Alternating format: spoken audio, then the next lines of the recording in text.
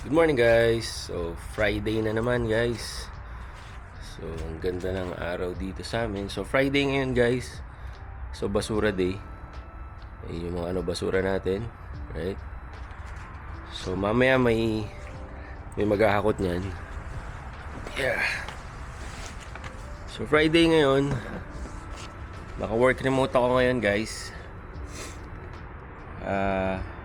Magkakape lang tayo sandali bago tayo mag-work, no? So Friday na naman guys, ang ganda na naman ng panahon dito sa British Columbia. Yan, no? Yan. Sikat na sikat ang araw. Right? Hey.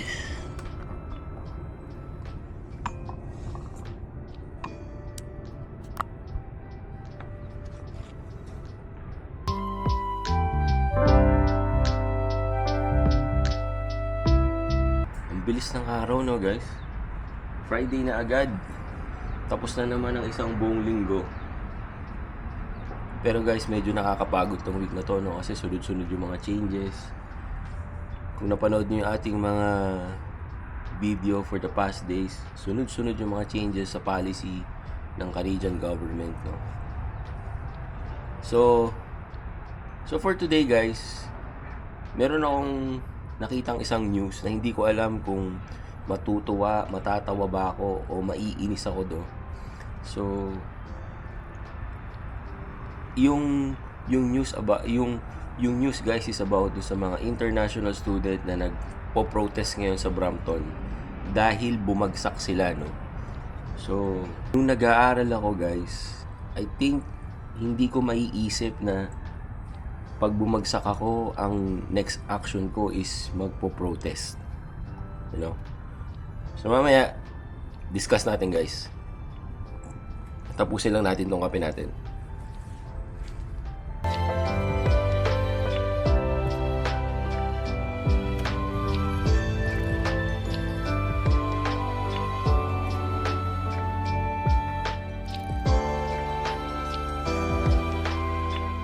Hello guys, so ayun na nga, nandito na tayo sa PC natin ulit.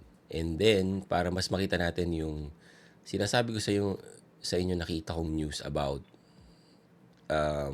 mga students na nagpo-protest ngayon sa Brampton, no? So, panoorin natin guys, and then mag-comment tayo about it. Hindi ko lang talaga alam kung ano yung mafe-feel ko, no guys. Kasi guys, nanggaling din po kami sa student pathway, no? And hindi po biro ang mag-aral dito sa Canada, right? So let's check guys. Well, we're here at Ace Acumen College, a subsidiary college of St. Clair College, and we're in Brampton, where behind me you can see there are, well, I would just say that it's over 100. Social media says that it could be close to 200 students protesting their failing grades here at Ace Acumen College. According to the protesters, they believe that Ace Acumen College has intentionally failed them, that they have graded them too harshly, and they want to fail these students. And these students say that they want fair grades and a fair opportunity to graduate from this college. We're going to go over to the protest, ask some of these protesters some questions. You know, it's really interesting. I can see there's a people in the corner on the second floor of Ace College. They're filming us right now, actually. The last time we were here in Brampton covering a student-led protest, the reception we received wasn't so strong. They didn't really speak to us. So let's see what they have to say and see if they're actually going to be speaking to us. Would you like to answer a few questions about what brings you out? We don't want to talk with rebel media. Pause natin guys. Sa nakikita ko, no guys, hindi naman sa pero wala akong nakikitang Pinoy na mukha dito. I don't know, no.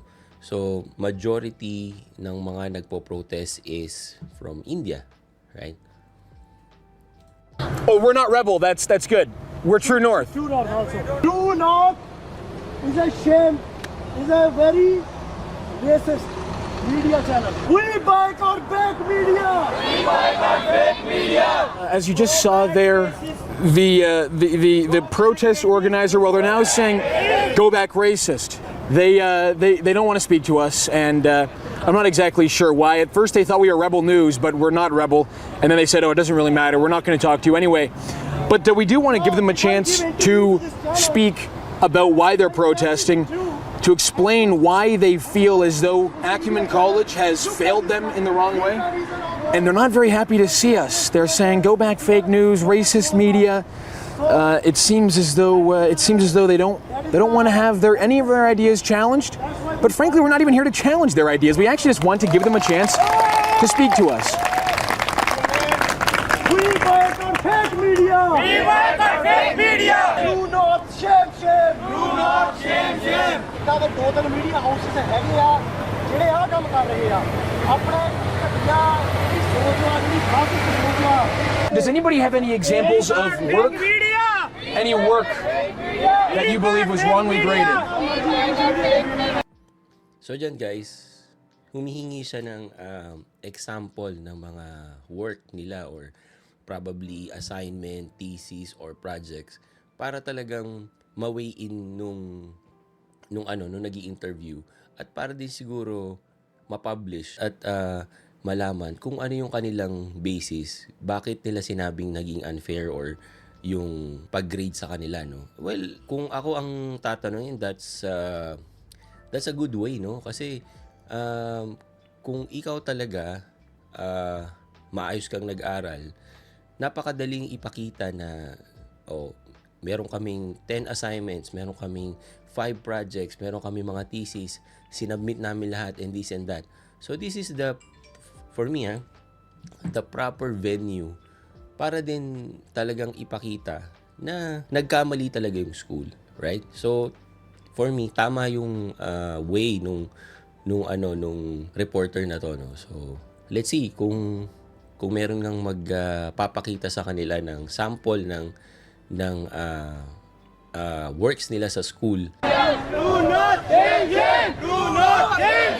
We just asked these protesters if they have any examples of work which they feel has been wrongly graded by Acumen College professors and teachers to show Canadians that actually it is true. They have been wrongly graded. They have been wrongly failed. We want to show that what they're saying is true. We're just asking if anybody has any examples of work that they'd be willing to show us.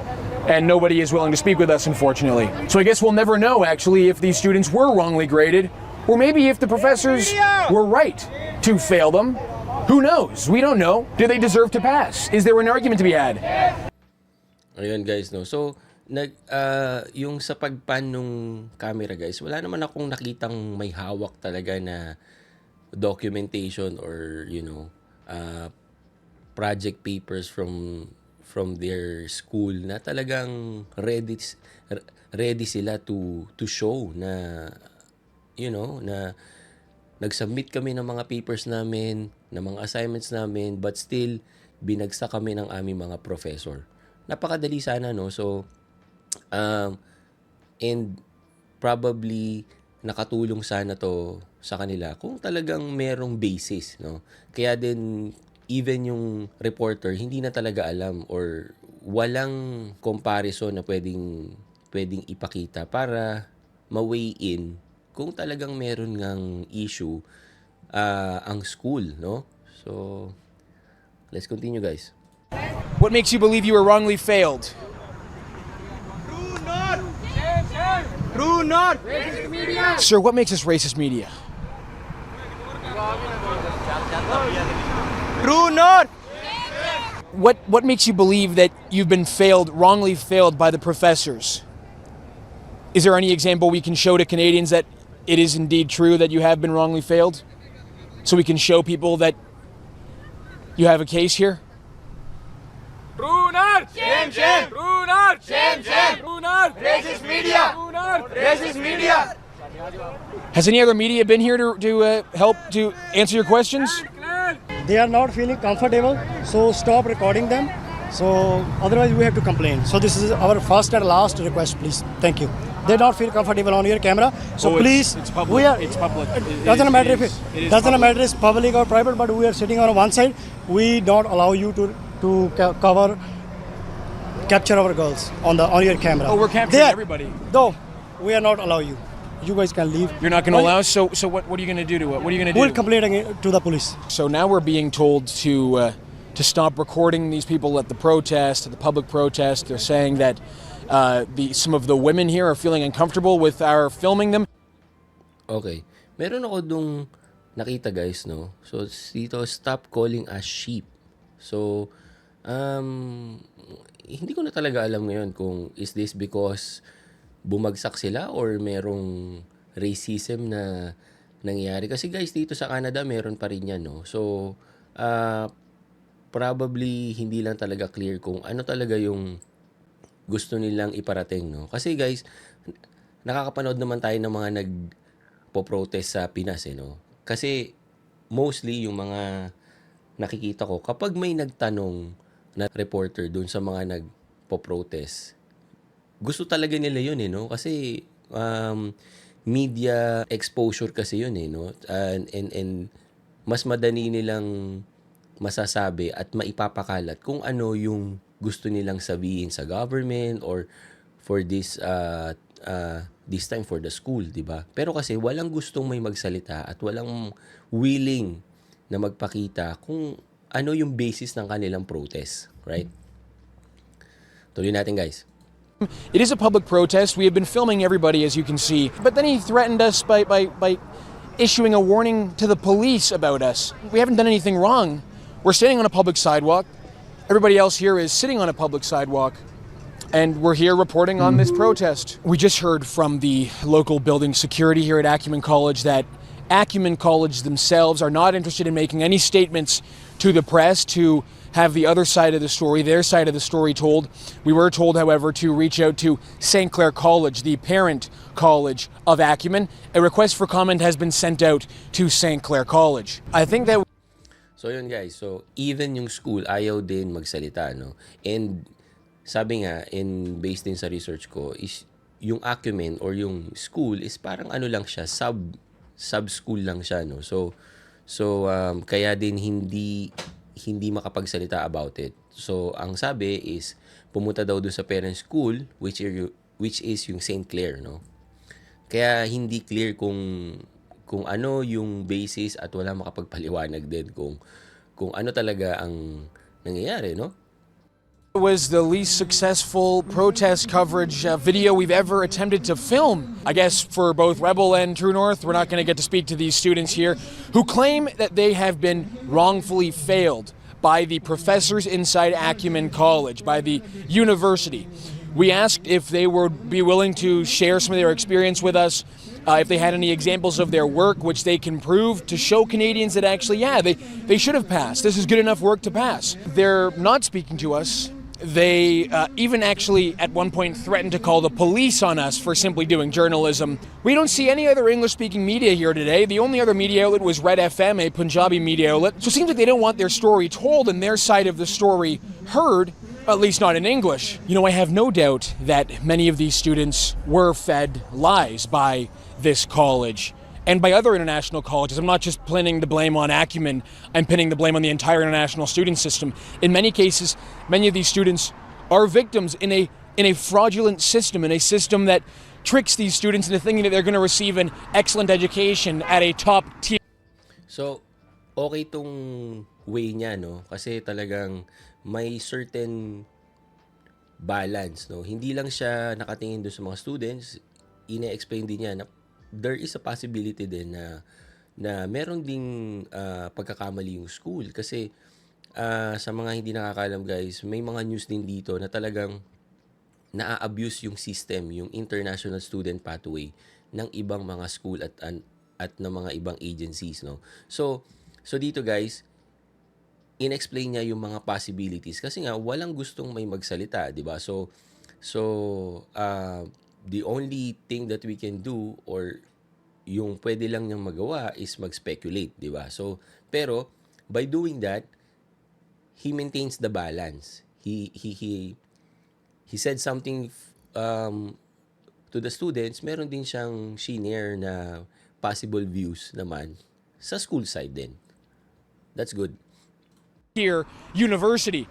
Look, We all know this is not a top tier university. We all know this is not a top tier college. I believe many of these students were told that this was going to be a place to start a new life with a major education in this country. But think about it, even if these students did pass, what kind of jobs are these students going to be able to Sabi niya hindi daw top tier yung school. So i-check natin mamaya guys kung ano ba ang St. Clair College, no? I-check natin later. receive in Canada with a degree, whether it be in business management or any other degree at these international colleges from Acumen. I bet you they're told some of them are going to end up on Bay Street. We all know that is not the case here. We all know that these schools, along with the government, along with all the other players in this system, are making money off these students. So it's important that this coverage is balanced. It's important to recognize that many of these students are indeed victims of a system that is there to get money from them. But also, that doesn't mean you get to show up at a college and not do any work, even if the system is rigged against you. That's the situation we're seeing right now. In order for the story to be balanced, it's important that both sides are told. But like I told Tama yun guys, no? So talagang kailangan may certain balance. Hindi lang sa pagre-report niya, but also yung sa pagtingin din natin sa views sa mga international student and at the same time sa mga school. Kasi may mga napapabalita rin dito guys na yung mga international students hindi naman talaga nag-aaral guys. So ang mas focus nila is makapagtrabaho at kumita ng pera, no? And marami din dito guys na napangakuan ng mga maling pangako na kapag nag-international student ka, you have 100% clear pathway papuntang PR. Wala pong ganun guys. Kaya din, in some way, tama rin siya na yung mga international students can be also a victim nung sistema, no? you before, there's nothing we can do at this protest.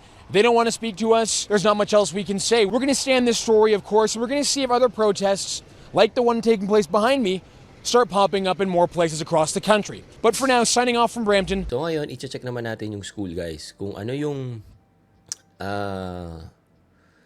capability niya, no? So, kung makikita natin dito, established siya guys, 1966. So, 58 years ago guys. So, kung ang St. Clair College talaga is hindi maayos magpatakbo or, nanloloko ng mga students or whatever, hindi naman siya siguro tatagal ng 58 years. Right? So, again, hindi po ako kumakampi sa school or do sa students dahil nga kasi walang data or walang maipakitang evidence, both schools and students. Ang pwede lang po natin ditong gawin is mag-research at mag-speculate, no? So kung yun nga, established siya 1966, so 58 years ago. So personally, di ba? Sabi ko nga, kung talagang yung school na to is hindi naman talaga siya reliable at nanloloko lang sa mga students, hindi naman siya siguro tatagal ng almost 60 years. Right? And then, tignan natin kung ano ang ranking niya sa Canada. Right? So, kung makikita natin guys, ang number 1 is University of Toronto and number 2 ang University of British Columbia. Kung titignan natin, nasa ng St. Clair, no? Nakita ko siya kanina nasa 100 something. Nandito siya sa 110, right? So guys, hindi naman siya sabihin nating napaka unreliable na school, no? Kasi yung list guys is mahaba, no? So kung makikita natin nasa 387 schools, no? And nasa 110 siya. So hindi naman natin pwedeng sabihin na hindi talaga siya reliable based on the ranking, no? So, meron din siyang say for me, no? So, yun guys. Yan yung news about dun sa mga international students sa Brampton na nagpo-protest nga because hindi daw sila nag-grade ng tama ng kanilang mga professor. Pero again guys, hindi talaga natin masabi kung sino ang nagsasabi ng totoo, school or yung students, kasi nga wala tayong hard evidence or wala silang naipakitang evidence about doon sa kanilang claims, no? Pero personally guys, masasabi ko lang po talaga na hindi po madaling maging international students. Nanggaling din po kami doon bago kami naging PR. Hindi po talaga biro. Kasi guys, kung iisipin mo pa lang, lalo na guys yung mga nakapagtrabaho na, no?